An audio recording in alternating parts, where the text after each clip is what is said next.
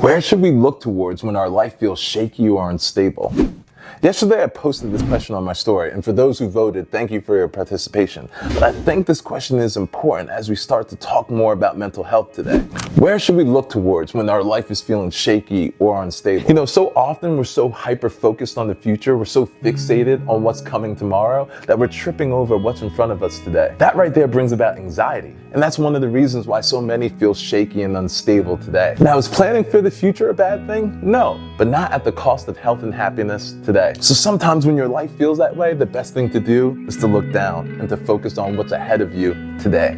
Other times when your life is feeling shaky or unstable, the best thing to do is to hold on to what you know is not. For many, that is their faith, that is God. I've studied a lot of world religions, and in most of them, there's some kind of teaching that says look up, because that's where your help comes from. Even if you're not a religious person, looking up at the trees, the mountains, the sky reminds us how big and how vast this world is, and sometimes that's the perspective we need to remind ourselves that our troubles might not be as big as they seem at first. We all have heard the warning, look out. And what usually happens after someone hears that? They duck, they cover, they become hyper vigilant about their surroundings. I understand life is tough, we're short on time, we're busy. But yeah, while these things are true, it doesn't give us the pass to be less vigilant and observant about our environments. Think about it this way, I don't care how sturdy my tripod is, if I put it on a seesaw, it's gonna rock back and forth. And that applies to you in your life if you are in an environment that's not conducive to the peace that you wish to have. Don't forget, no one's gonna look out for you better than you can look out for you. But sometimes when our life is feeling this way,